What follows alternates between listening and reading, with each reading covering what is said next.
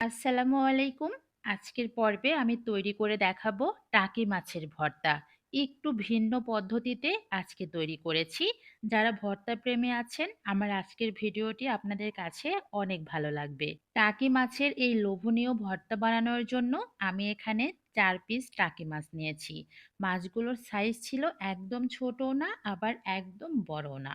মাছগুলো ভালো করে কেটে ধুয়ে পরিষ্কার করে নিয়েছি।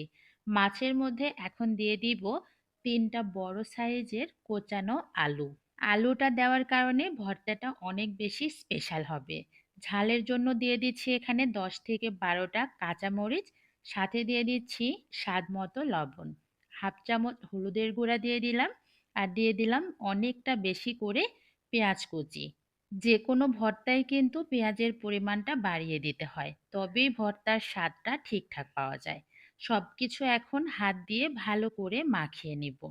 ভালো করে মাখানো হয়ে গেলে এখন আমি দিয়ে দিচ্ছি এগুলো একটা প্যানের মধ্যে। টাকি মাছের ভর্তাটা একটু স্পেশাল হবে এই কারণেই আমি কিন্তু মাছগুলো না ভেজে সেদ্ধ করে ভর্তাটা করব। যে বাটিতে মাখিয়ে নিয়েছিলাম সেই বাটি ধুয়েই ১ কাপের মতো পানি দিয়ে দিলাম সেদ্ধ হওয়ার জন্য।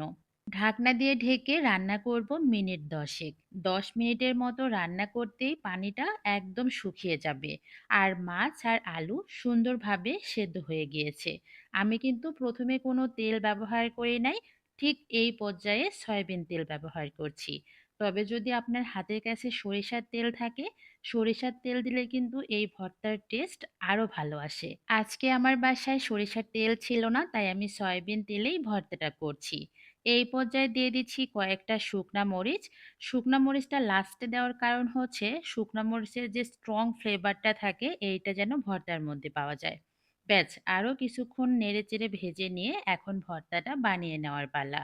আপনারা চাইলে ভর্তাটা ব্লেন্ডার করে নিতে পারেন, তবে আমি ভর্তার স্বাদ আরও দ্বিগুণ করার জন্যে পাটায় বেটে নিব। যে কোনো ভর্তা পাটায় বেটে করলে আমার কাছে মনে হয় ভর্তার স্বাদ দ্বিগুণ হয়ে যায়। আর এই জন্য একটু কষ্ট করে হলেও আমি ভর্তাটা পাটায় বেটে নিব। টাকি মাছের মাঝখানে যে বড় বড় কাঁটাগুলো থাকে এই কাঁটাগুলো শুধু ফেলে দিব। আর সাইডে যে ছোট ছোট কাঁটা থাকে এটা বেটে নিলেই একদম মিহি হয়ে যাবে। ব্যাস, সবকিছু একসাথে ভালো করে আমার বাটা হয়ে গিয়েছে।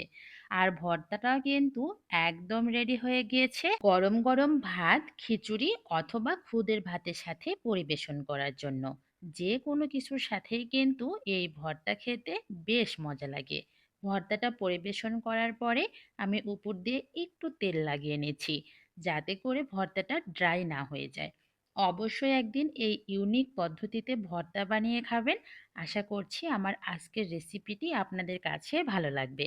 তো সবাই ভালো থাকবেন। আল্লাহ হাফেজ। আসসালামু আলাইকুম।